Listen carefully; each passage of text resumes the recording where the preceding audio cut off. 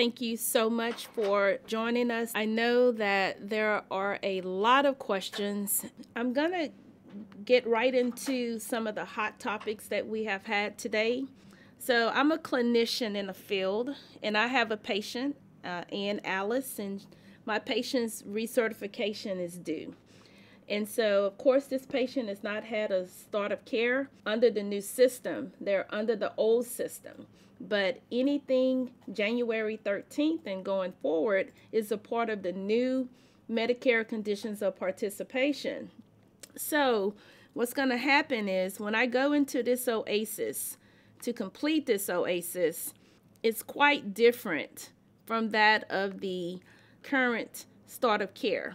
And what I mean by that is there are no purple sections. So anytime you get into a subsequent Oasis, you're not going to see any purple sections. It looks like things are missing, but they're not missing. They don't belong here. And the reason being is that when you get to the summary of care tab, so this is the only purple section that you will actually see because it's actually the plan of care. But when you get to the bottom, right here, you see the frequency where you have to enter your frequency. And there's this button here. And this button, it says to enter the plan of care orders profile to update your plan of care. Now, if you have never ever entered a start of care on this patient, you're going to see no active orders found. Okay? And so what you want to do is, if I'm the nurse, and again, the reason I can see all of these disciplines is because I have a QA permission set up. But if I am a skilled nurse, PT, OT, or ST, all I will see is my own tab. Okay, so I'm going to click on skilled nurse, add order. And this is where your problem statements are. And so, you know, you have to get used to these various problem statements, but they make sense to nurses. You know, it's kind of going back to school.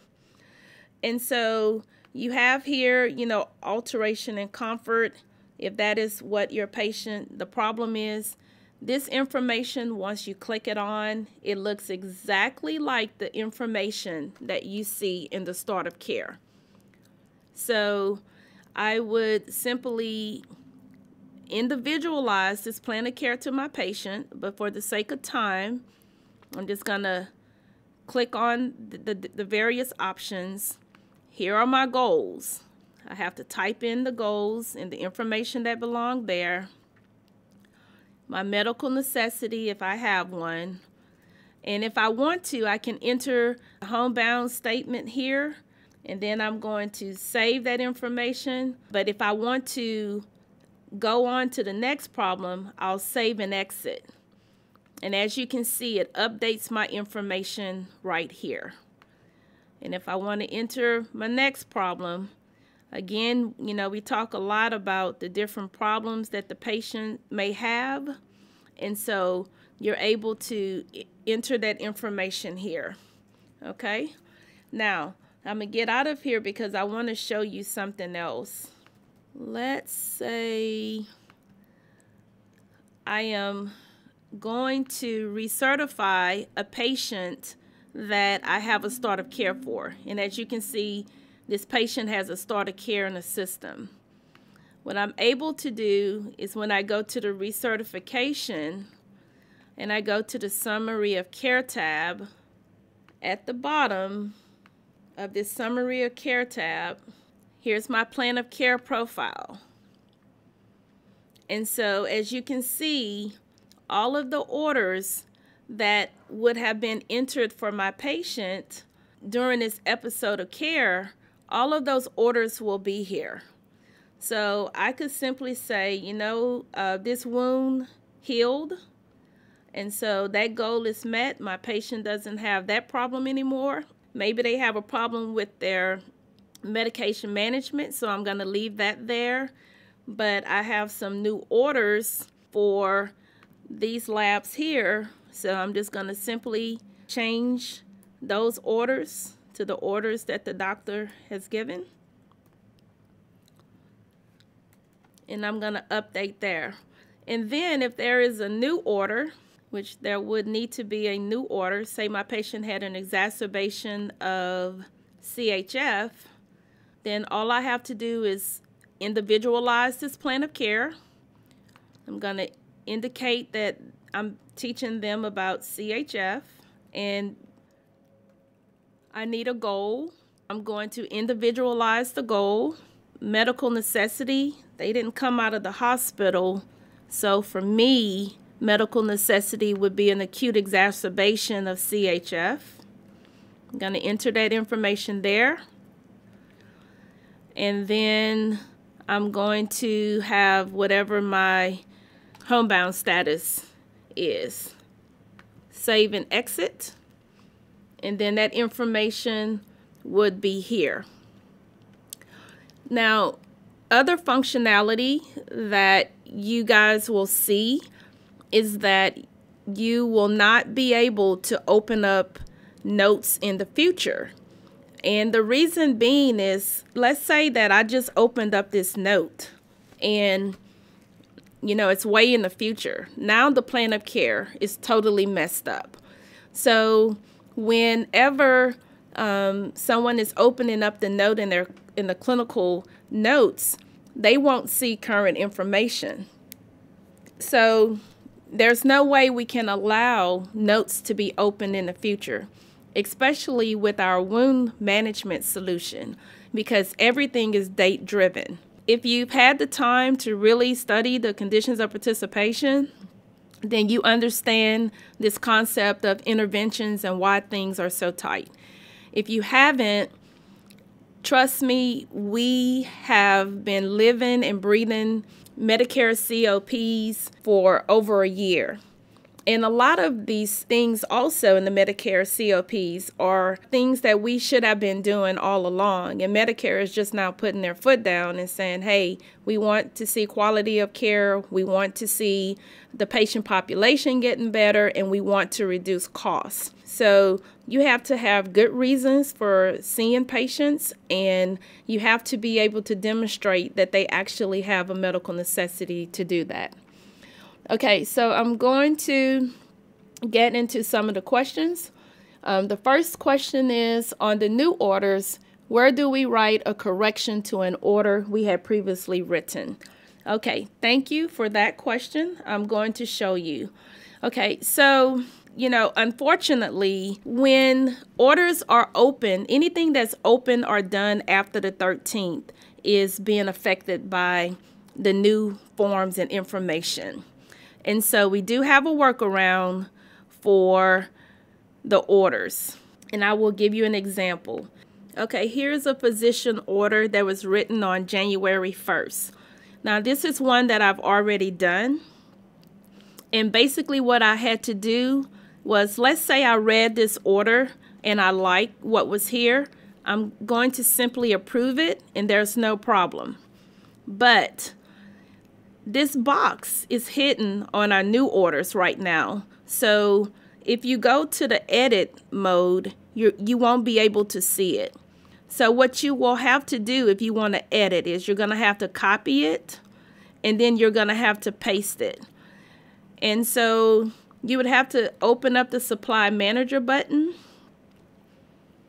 because that is the only field we have open now, and you would have to place the information here. And this is where you can copy it in this box right here. I'm going to show you another one.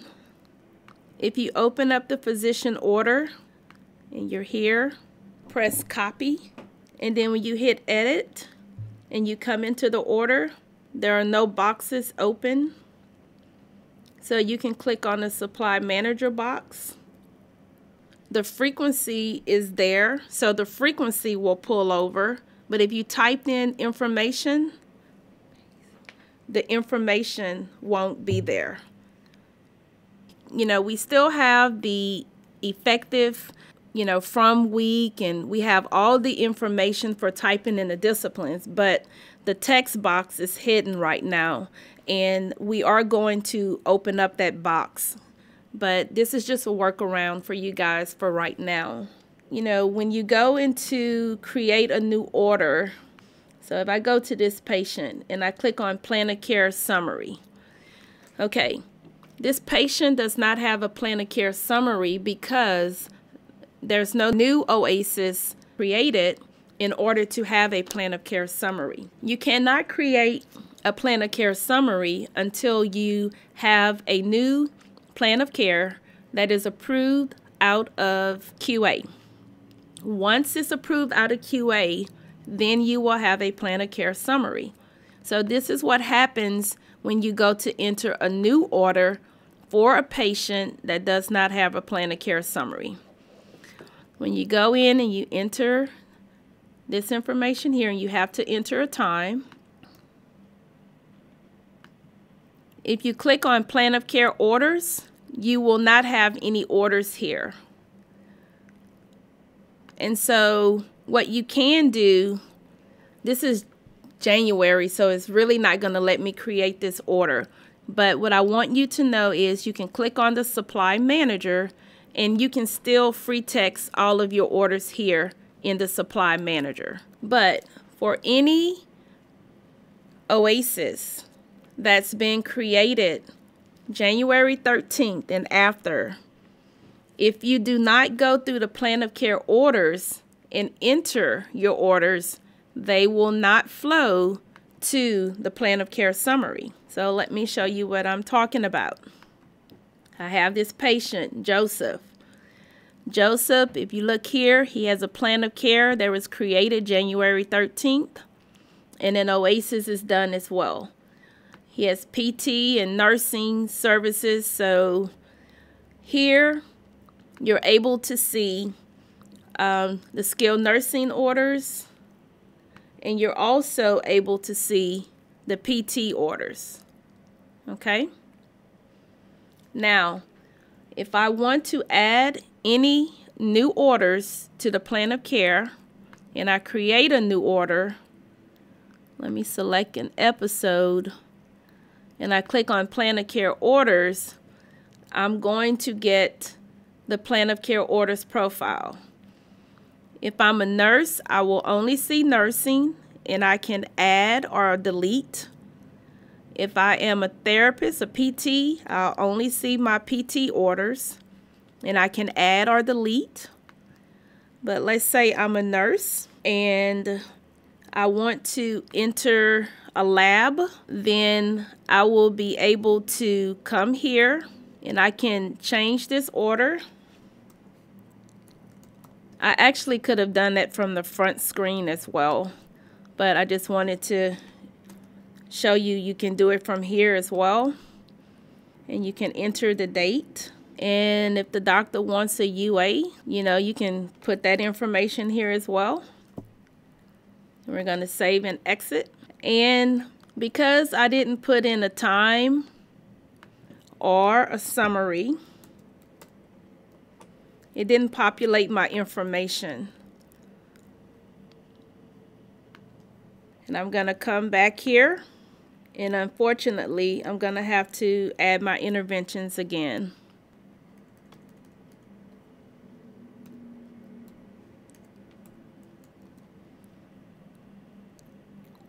I'm going to save and exit. When I hit save and exit,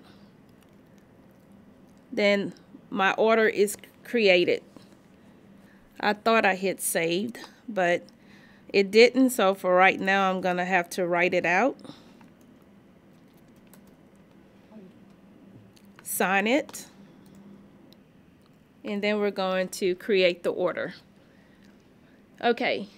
Can skilled nurse download previous assessments? You can only download assessments from new form to new form. You cannot download from old form to new form. The reason for that is because they're totally different, so they're not going to match. Not only that, the load previous assessment button doesn't download the entire nursing note, neither will it download the entire Oasis. So it will load the previous Oasis questions as well as the gray sections. The purple sections are in the orders profile that I just showed you. So it's in a linear view to make it easy to skim and know what the patient's problems are. And then, of course, the assessment section, the patient requires a full physical assessment, so that will need to be documented. If the plan of care is not approved out of QA, then you're not going to see any orders on the summary. So basically what this is, Medicare, if you look at the star ratings and you look at all of the information that CMS puts out, there's a reason for having things completed within that 5-day window. Because the one thing that we know is that without timely initiation of care, then the patient generally is going to have problems, especially due to communication issues, and especially when you are handing off a chart from clinician to clinician. So it's going to be very important for that information to be completed in a timely manner. How do you use the checkbox under the medication orders tab for interim orders? Again, I'll go back through my patient here that has a plan of care and a plan of care summary. So on the plan of care summary, let me see what medications I have. Okay, so you can see the medications that I have here. So when I go to enter a new order for this patient, and I'm going to update the episode and enter the time. And this is for Lasix. Okay, I'm going to enter medication orders. When you add the medication, so this is my new medication. Today is the start date. And by the way, that DC through date is, where you would enter, well, I guess I can do that to demonstrate. So let's say they're going to be on prednisone for a couple of days. I'll put that information there. And what will happen is it will automatically drop off to the DC column, so the clinician doesn't have to go back in and update medication profile. Okay, again, you have to put in an amount that's new. And then we will put in a physician's name. The frequency is daily. And then you have to put in a route. And again, you cannot have any medical jargon on the medication profile. So for now, you have to take the PO out. We didn't change it completely because we know that clinicians are dealing with a lot of change. And so we will make gradual changes as we go along. So when I click here to create an order, and I save and exit. Here's my prednisone, and here's all the information here. Also, I want to make sure you understand, you see this delete button is active. If I enter the incorrect information before I sign my medication profile, I'm able to delete that information. Otherwise, if you sign something, you can't delete it. You can discontinue, but you cannot delete. So until it's signed, you're able to delete the information. So I'm going to check for interactions, and I'll just zoom past this. I'm going to sign my medication profile. And there's all my information. And, this is really for the patient so they know which physicians prescribing medication to them. And hopefully when they go to their physician's visit, they also bring the information that they have. Okay, so I'm going to sign. And then I'm going to create the order. And so you can see that the order I created is here. Now, why is this Coumadin 3 milligrams here? Well, somewhere along the way, I created an order. I added a new medication, but I did not create an order. I clicked create order, but I didn't actually create the order. Maybe my computer crashed or X'd out of here or what have you. So that order will come back up. But if you don't need that order there, then you can just simply delete it. So I'm going to sign, and I will date it and then create my order. Okay, so I'm done. When I go to my plan of care summary, there's my prednisone. And because, whoever is the person who add or update this information, their name will be there. So if I was the QA nurse, the clinical manager, or the director of nurses, my signature would be there. Okay? And the question is, check this box if this is an interim order. Checking this box will replace the existing frequency and duration for the corresponding episode. When you check this in the order, does this delete all your previous orders? And the answer to that is yes. That's current functionality. That makes sense. And this is the way you should do it. If I am in the middle of an episode and I'm changing the frequency, I need to write out the frequency for the remainder of the episode. If I say 2 week 3 and there are 6 weeks left, then it shouldn't pick up the other 6 weeks. It should pick up what my new orders are. Let's look at another question. Okay, how do you edit orders in QA? So for QA, if I go to Home QA, right now I'll go into the plan of care orders because this is very important. So for the plan of care orders, you're going to hit the edit button here at the bottom. And now you have the view of the plan of care orders. You can change the primary care physician. You can add or edit new medications from here. So if I want to add a new medication, I can do that and it will update. If I want to, if I go down to the order section, again, everything is attached to an order. It's a new concept, but it's the only way you can keep track of whether or not your clinicians are completing interventions. So we're going to click Add New Order. And again, here are the orders. And if I want to edit that, I can simply click on it. And now I have edited the information here. I want to edit that. I can do the same. So I can just click on this little edit button and I'm able to edit all of the various orders. And if I want to add an intervention, I can add an intervention. And if I want to add another skilled nursing order, I can add another skilled nursing order.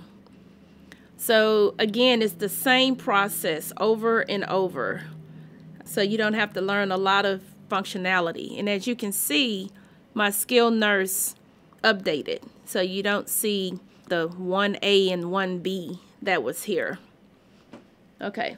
Should there be a specific time frame entered for each individual goal generated? No matter if you're therapy or nursing, you have to have a time frame, even if it's the end of the certification period, if it's within 2 weeks, if it's, January 21st, there need to be a specific goal range. However, if you are a therapist, not only is there a specified goal range, but a time range, but also you have to specify if it's a long-term or a short-term goal. So you're able to do that in the system as well. Whenever you go to the goals, then what you will do is there's a drop-down box for long-term goals and short-term goals. Removing POIVIM is a new COP, so we cannot have that on the plan of care med profile. Yes, you will have to make sure your clinicians erase that, and we will be removing those. But again, if they are accustomed to typing PO in the drop down, we need to make sure that agencies are training their nurses to know that they will not be able to type in PO in a couple of weeks. So There are a lot of things right now that seem like it's really closed and tight to you guys. And, you know, we really haven't tightened the belt as much as we would like to, because, you know, you want your reports to be correct. We want your reports to be correct. We want you to have clean ADRs and not have to worry about anything. But it's going to require process changes. And like I said, one of the biggest ones is that you really need to work on getting those plans of care done within that 5-day window to ensure timeliness of care. And what will happen is, if your plan of care is done outside of the 5-day window, we will give you the ability to edit things, but we won't be able to track it, because if you type information in freehand and it's not attached to the interventions in our system, then we will not be able to track them. And you can only produce reports and valuable information by having systems and processes set up in place. And so that's what we are attempting to help you guys with. Okay, so I'm going to look at another question. We currently use the therapy, reevaluations, and reassessments to send as orders if extending or updating the plan of care. Will these no longer work for this purpose, or will these somehow flow to the plan of care summary? Okay, so as it relates to the therapy, reevaluations, and reassessments, again, if it's within that 5-day window, then those orders will automatically flow to the plan of care. Now, if it is outside the 5-day window, and say, you know, the nurse has been seeing the patient for 2 weeks and realized that they're needing therapy, then you can send orders in the way you just described in your question, and then the plan of care summary will be updated to include the changes or the new orders. Okay, the next question is there going to be an option to add templates in the order section like previously? No, your templates are within the orders. So whenever you go into create a new order, I think you guys are getting the message that we have to go through orders for everything. When you click on plan of care orders,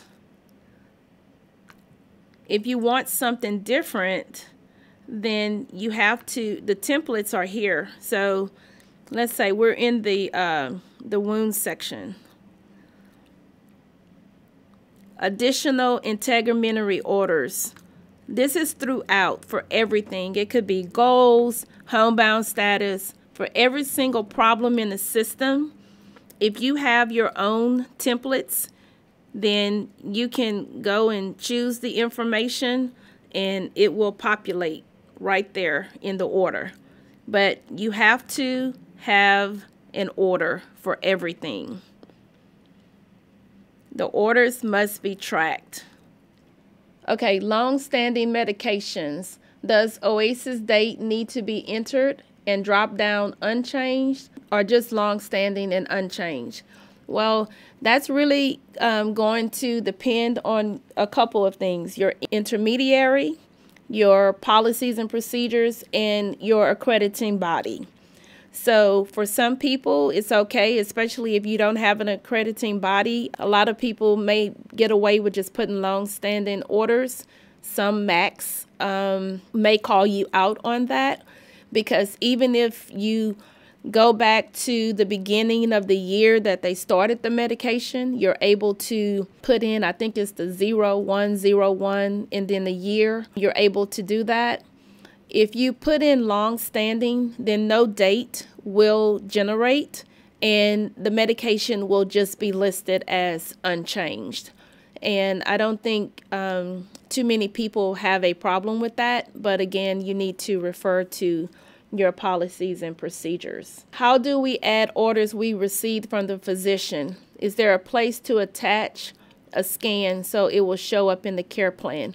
Yes, so that's a good question, and that is an enhancement that we are working on, to be able to attach that order, I mean, just think about it. All the time you get wound care orders, right? So the patient, they will go to the clinic, and then you're going to get an order. You know, you can send it through orders management, or you can decide not to send that order. But at the same time, in the plan of care orders management, you will have to input that new wound order. If you don't, then the clinician in the field, you know, they would have to go looking in the patient's chart. And if it's wound care and you're utilizing the new wound manager, then they will have incorrect information to document. So when a wound order is entered, the clinician then is able to attach that wound order to their particular wound. So again, things are very tight as it relates to wound orders. But for now, you can attach those orders like you currently do. Sometimes people will attach a physician order and just, you know, write a text view of what it is, and you're able to do that if you need to. Okay, so the plan of care doesn't generate until the Oasis is approved by QA. If starter care is in QA, then no plan of care is created yet. What if clinicians need to go out the next day and starter care is still in QA? There are no orders. Okay, so again, that is going to be your process, and the process is set by the agency. And I can tell you as a field clinician, you know, our turnaround time for Oasis was 24 hours. That was the gold standard that I was held to. And if you didn't turn that Oasis in 24 hours, you were in a lot of trouble. And so it's important for that Oasis to be there, especially if I have a home health aide coming. I have to have that plan of care, you know, and I have to. In this day and age of Medicare COPs, if you have an auditor, they go out with a clinician and they are not building that plan of care and discussing the plan of care with that patient, fill out that home health aide plan of care, discuss it with the patient. It used to be, you know, you could write up a plan, you know, to do better in the future. Well, now a lot of these things are conditional level deficiencies. So instead of writing up, you know, a plan to do better, you may find your agency in immediate jeopardy and having to have all of your charts reviewed every single time a clinician goes out, and that is not fun at all. So again, this is going to be about processes and getting clinicians to understand that the Medicare conditions of participation are driving patient care. They are very serious about this timely initiation of care, because especially with patients coming out of the hospital, the literature tells us that within 3 days of being discharged, most patients are back in the hospital. And so a lot of times there's a lack of communication between disciplines, or, you know, the patient is not seen enough in the beginning. What if the order is the intake order before the plan of care summary is created? The clinician is responsible for completing the plan of care. That is clear. That's all throughout the conditions of participation. So once the clinician completes the plan of care, then it must be approved out of QA to generate the plan of care summary. Because if I am the clinician that's following, I need to make sure I have the correct information. So, you know, the orders aren't the orders until they are approved. How about when the agency uses contractor for therapy and they don't use Axxess? Well, again, we talk about the clinical manager role. So the clinical manager is directly responsible for the care of the patient. And as a matter of fact, if you read the COPs, it actually talks about scheduling information. The clinical manager is not a DON. The DON in a small agency may be a clinical manager, but the clinical manager is the person that is responsible for the day-to-day activities of the patient. So the clinical manager in this case will have to definitely have great coordination of care with the therapist. And they will also have to ensure that their information as far as the plan of care and how the information is updated, those are things you're going to have to look at again regarding your processes. How will you prove to Medicare that this plan of care is being updated? So it's just something to think about. Having an issue with referrals showing up on the referral log in Report Center. So you definitely want to make sure that you are entering the information into the referral first. We are updating the referral report. All of our report added a lot of different boxes of information that's new. And so we want to be able to capture that information. So we will update those reports. What is the purpose of the AxxessCARE next to menu button? We basically have AxxessCARE that is, and I guess it just depends on what state you're in, because it's in certain cities right now whereby agencies are able to go in and get visits covered when they do not have staff to cover those visits for them. So it's actually a really neat thing that we are planning to roll out city by city. Okay, the next question on the homebound section, if you click on the reason for homebound, like unable to negotiate stairs, patient fatigue on the cardiac status, do you have to click on them again when you are being asked of the homebound status under functional status? So basically all we're doing is giving them robust documentation to be able to answer the question. You could have one homebound narrative. That would be just fine. All we do is give prompts. So if I'm under the pain section and I want to enter a medical necessity or a homebound reason because my patient is having a lot of pain, I can enter that information. And then if I'm under the cardiac section and they're having problems with dyspnea, then I'm able to enter even more information just to build my case. But once you get to the functional status section, there's really no reason to enter any more homebound status because you've already covered that, and that's okay. And some of them are actually the same under various tabs, and that's because we don't expect that your patient is going to have every problem that is listed there. So because of that, we just give you the ability to document what you need to document. Okay, the next question is, what is the difference between a plan of care orders and discipline frequency? Should all my orders go through plan of care orders? Okay, so the plan of care orders, a plan of care is generated every single time a comprehensive assessment is completed. So if a clinician is completing a start of care, resumption of care, other follow-up, which is the old SCICs, if the patient has a significant change in condition, or a recertification, you will generate a brand new plan of care. And then for any orders in between the assessment date and either discharge or the next recertification, those orders will be placed in the physician orders. And any order that is placed within the physician orders is going to update the plan of care summary. It says there is no initial case conference. There's a 10-day, 30-day, and 60-day. Could you please create an initial case conference so that we can document all disciplines, discuss the plan of care at start of care? We actually will have what is called intra-episode management because Medicare no longer requires 60-day summaries. That is in the conditions of participation. But again, we are engineering what I would call clinical intelligence. And so we're thinking about things for episode management from a clinical point of view to help the clinical manager to be able to manage patients and their care.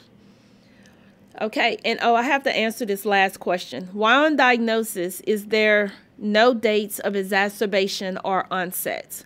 Okay, so the Oasis guidance took away Oasis onset, exacerbation, and dates. If you go to the clinical guidance, you don't see that there anymore. If you have those, we had a lot of concerns that came into us because if you still have those, and we still had them on our plans of care last year, then Palmetto or whoever your intermediary is can ask you questions about that if you have it on there.